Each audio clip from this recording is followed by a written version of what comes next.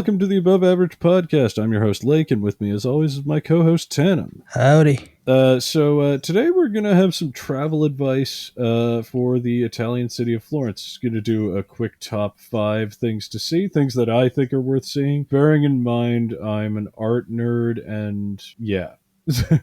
He's weird, is what he's saying. But not like a good art nerd. Like, I like seeing this shit, but I can't talk about it. Can't tell you like a lot about it, but yeah, what are you gonna do? All right. So number 5 is the Ponte Vecchio. Which is it's a living bridge over the Arno River connecting the North Shore and South Shore. What makes it living? So it's you know the old London Bridge had like buildings on it, yeah, and like shops. So this is the same thing. So it's like a medieval era bridge with houses and shops and shit on it. Which is pretty cool. The funny thing about it is it is a bit of a tourist trap because you cannot afford anything sold on that bridge. I cannot afford anything sold on that bridge. It's a cool looking bridge. And what do they sell? Okay, I'll put it in perspective. There's a Vacheron Constantine watch store on the bridge. Don't you have one of those? No. Jesus, you think I'd... Jesus, you think I'd go on better vacations if I could afford a Vacheron Constantine watch? Like, I mean, Italy's pretty good. Okay, fair enough. But like, I wasn't staying in like expensive places or anything. I was staying in like 3-star hotels when I went there. And that's why you have a Vacheron.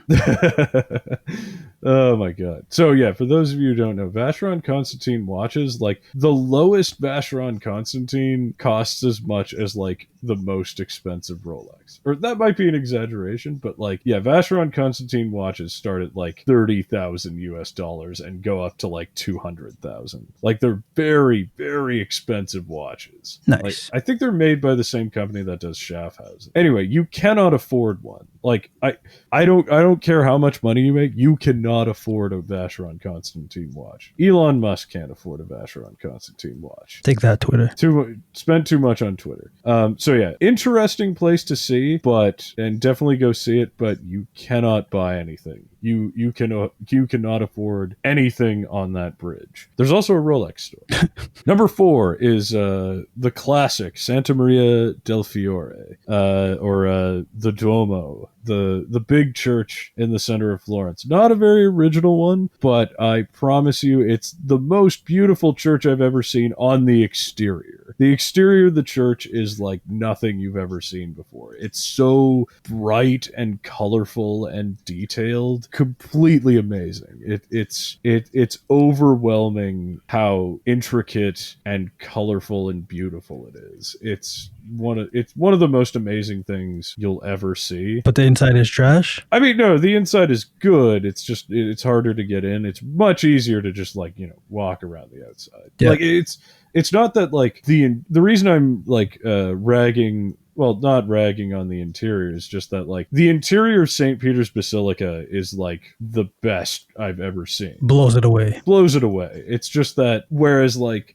Santa Maria del Fiore is remarkable in its exterior. Like I find a lot of churches, they're not like the interior is where like you get the awe of it all. Like they're so big and gaudy on the inside that like that's where you have like the religious experience that Victor Hugo talks about when he says architecture is a form of communication, or was the original form of pre-literacy communication. But Santa Maria del Fiore is exceptional in that the exterior is what blows you away.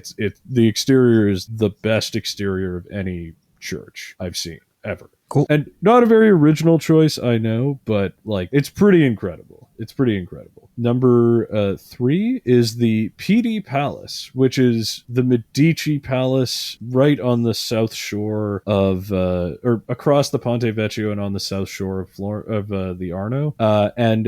It's what's really nice about it. It has a massive, beautiful botanical gardens, and it's not, I like to throw a park into the top 5 list, so it's not just cathedrals, museums, things that are going to be like crowded and hectic with museums. Yeah, exactly. the botanical gardens are very beautiful. They're on a huge hill, so be warned. And there's lots of cool lizards just walking around there. So if you don't like lizards, Don't go. don't go to Italy if you don't like lizards. There's more lizards than I expected, but you'll be fine. Lizards are cool and they don't bite, so you're fine. So yeah, lots of cool statues, lots of cool fountains, pomegranate trees. It's the Pitti Palace. The building itself is very nice, but the gardens are what really blow me away on that one. Number 2. Yes, 2. Dosed. Yes, number 2.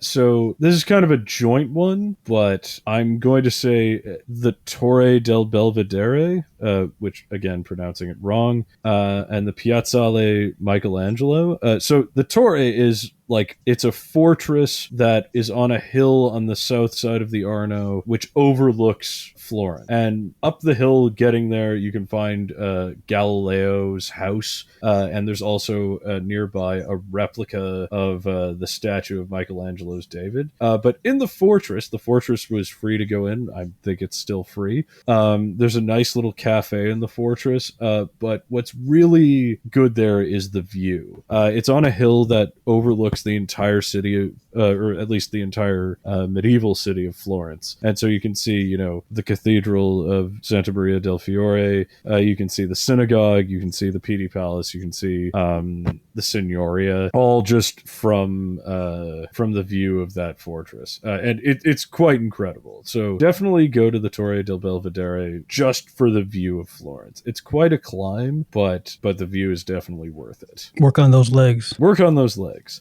And then number 1 is the Uffizi Gallery. So the Uffizi Gallery is the gallery of Renaissance art. A lot of people also go to the Accademia Gallery, which is the gallery that has Michelangelo's David. But the real treasure trove of Renaissance art is at the Uffizi Gallery. It's right next to the Signoria, which is itself is right near the Piazza della Repubblica, which is the beautiful giant piazza they demolished the Jewish ghetto to create.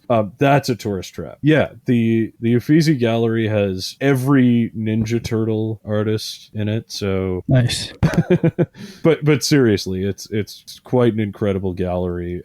You'll always be surprised. Like, you'll be like, oh, I've seen that painting in a book somewhere. That's so cool. And here it is in real life. Like, they have like the portrait of Martin Luther, the Protestant reformer, in that gallery. Among Donatello, like original Donatello's, Da Vinci's, Michelangelo's, Raphael's, like I said, all of the Ninja Turtles. And then outside the gallery, the Signoria, which is quite a significant building in the history of Florence. It's where the Florentine government was forever. It has the Fountain of Neptune and a full-sized replica statue of Michelangelo's David, which, it's not the original, but it's full-sized and there's no line because it's outside. The Uffizi Gallery is very incredible. And I'm kind of, so to add to that, I have something I want to say about tourist traps. Go ahead. Tourist traps for food are okay sometimes. Don't go to them exclusively, but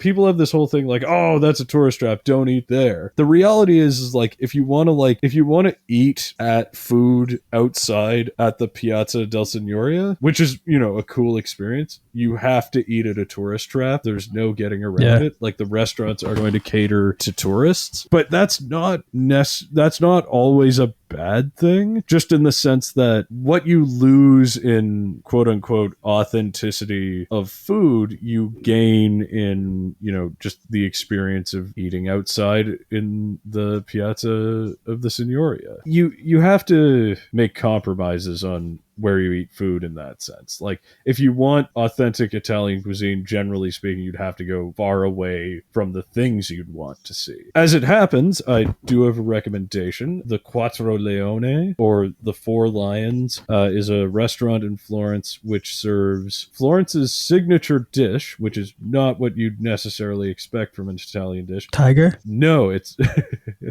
Yes, lions eating tigers. Oh my. But it's a bistecca fiorentina, which is just T-bone steak. Yeah, the main Florentine dish is just giant fucking T-bone steak. And they don't serve it to you in ounces, which I wasn't used to having. Like, obviously it's Europe, but I wasn't used to having steak served in metric. So, I was like, oh, a 600-gram steak, that's not so bad.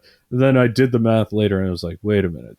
Massive. That is a 1.5 pound steak. So yeah, when you go there, remember your metric conversions if you're used to ordering steak in ounces. Yeah, figure out what a reasonable size steak is in metric, or you could just eat a 1.5 pound steak like me. Nice. Florence is difficult to get around compared to Rome, that has like a giant subway system. Like, Florence is a smaller town, obviously. They have a tram system, but it doesn't go through the old city. So what they have is buses, and bus tickets. I'm a dumb tourist, but for me, bus tickets were hard to find. So if you take the train there, buy like a bunch of bus tickets in advance because it's hard to find them later. So yeah, that was bulk up on tickets. That was like the train station is like the Santa Maria Novella train station is like the only place I found that sold bus tickets. Like, I'm sure they're sold at like tobacco shops, but like they are everywhere. Didn't know that. I did not know that, and I did not find them. So, lesson learned. Yeah, get a bunch of bus tickets in advance. You don't really need it too much, just because, the central city is pretty walkable. But, if you ever get too tired, or you go on a big shopping trip, or like, you just want to see new Florence, like where real Florentines live, and you want to see like 4-story apartment buildings and grocery stores, yeah, buy some bus tickets in advance. So yeah, that is my advice for Florence. Good to know. Happy travels, everyone.